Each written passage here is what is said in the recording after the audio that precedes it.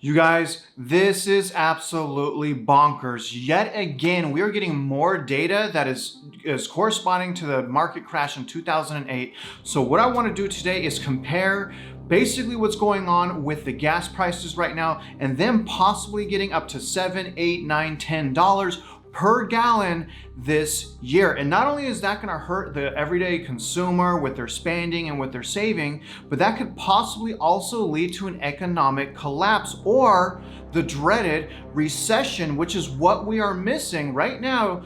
If we go into a recession, it is going to be crippling. That is the biggest thing that's missing from 2008 market crash to the 2022. So I'm gonna go over the data right now with you guys. We're gonna look at how it's gonna affect the consumer, and we're gonna look at data comparing 2008 to 2022 and basically the history of gas prices as it relates to a recession. Now, if you can, before I continue, like this video, subscribe to my channel if you haven't already, if you want to come along this journey with me.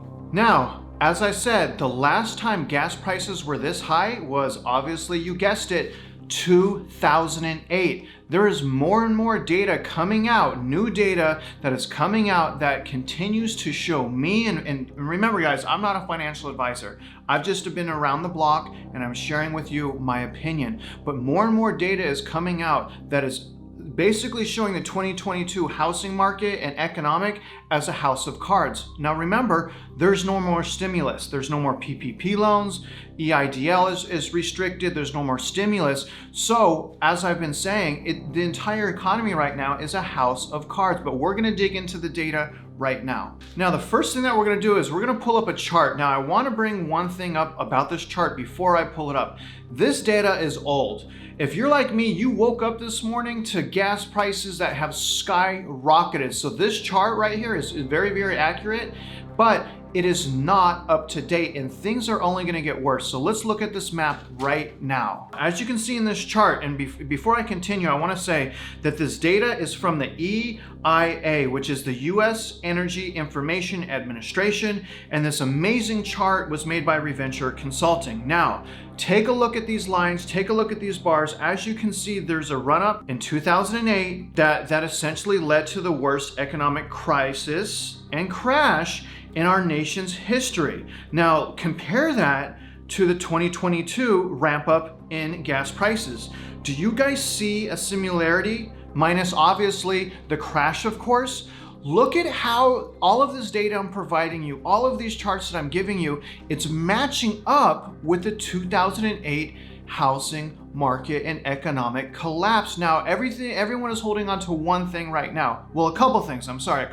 The job market is excellent, and the supply and demand is, quite frankly, completely out of control. But what happens when those things stop? Let's dig in a little bit more. Now, if you really think about it, there's really no end in sight when it comes to these gas prices. I woke up and I'm in Texas, y'all.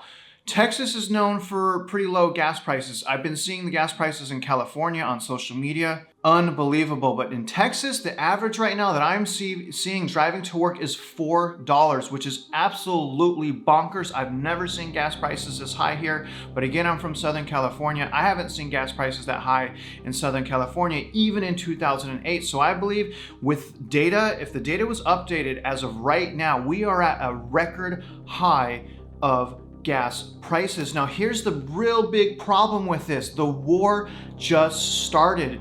And before this war, gas was already in high demand. They've only been at war, and this is heartbreaking and this is horrible. And I'm only analyzing the data. My heart goes out to all of the people over there.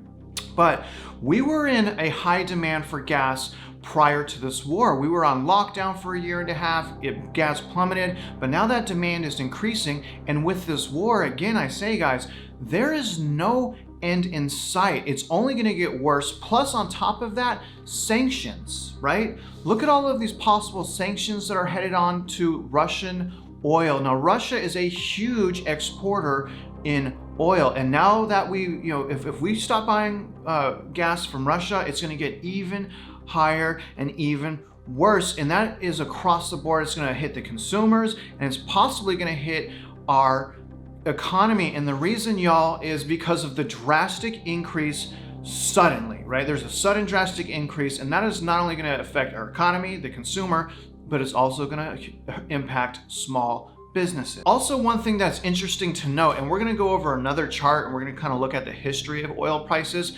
3 months, right? 3 months after the 2008 gas price peak, 3 months later was the absolute worst economic crisis in our nation's history, or maybe comparing it to the Depression.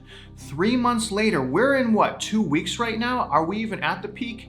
I don't even know. It's starting to appear that things are stacking up against our current economy. I've had a lot of people comment, just buy right now, buy right now. Houses have 7 and 10 year cycles, and then they'll be even again. But my thing is, yeah, that's true. If you have the long mindset going into purchase a home, 7 and 10 years, you should get your money back. Or if you possibly wait 1 year or 2 years, then you're going to make a whole bunch of money by the time the housing market rebounds. There's no sense in losing massive amounts of equity if you don't have to.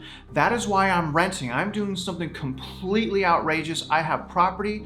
I'm a small-time investor, but I have decided to forego my personal residence as far as owning it to rent, because I am starting to freak out on this economy, and I do not want to be one of these people that buys at the peak and loses 30-40% equity. Now, I understand in 7 and 10 years, I may rebound, but I also understand if I wait 1 year, I may, instead of just simply breaking even, I may make 30-40% on my house. Do you see the difference there?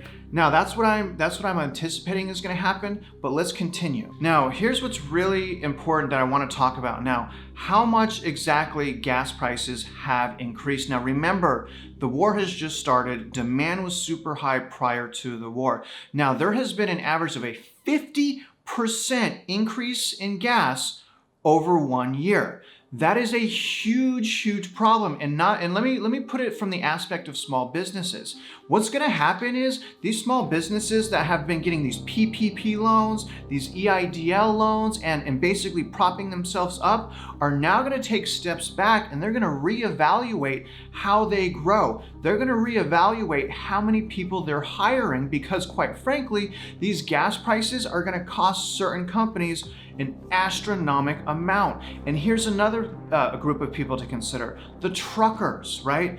We already have a huge problem with inflation, with food, with supplies. Now that all of these truckers' gas prices are skyrocketing, that may be another increase in our everyday living supplies outside of the gas. That is absolutely crazy. So not only will consumer confidence once again get hit, not only will affordability diminish, but if we start losing small businesses, if we start losing the growth in these businesses, that's going to lead to a possible recession. And if we have a recession, game over. Here's some interesting things to consider. In 1980, when we had a ramp up in gas prices, recession. 1981, same thing, recession. In 1990, gas prices spiked. Shortly after, recession. In the early 2000s, gas prices spiked, recession. 2008, gas prices spiked, recession. 2022, gas prices have spiked. You see where I'm going with this, right?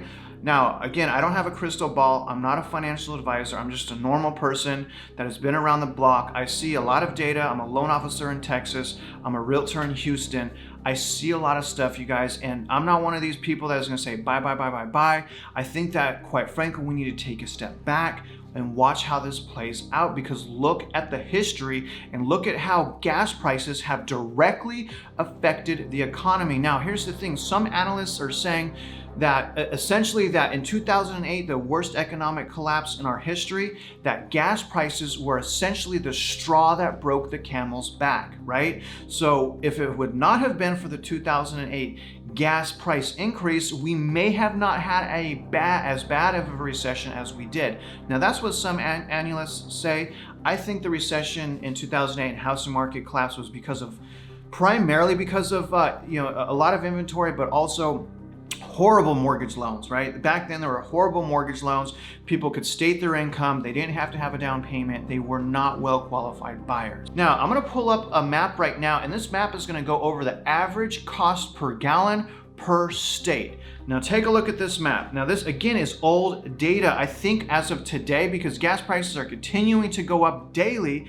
But take a look at California, $5.29 per gallon. That is a 41% year over year increase in the price of gas from California. Now, here's the thing with Texas. Texas is still apparently under $4. I believe as of today that it's above $4 or right at $4. But again, I think this is old data. But if you look at this, look at the states. The West Coast has it bad, you guys, has it super bad.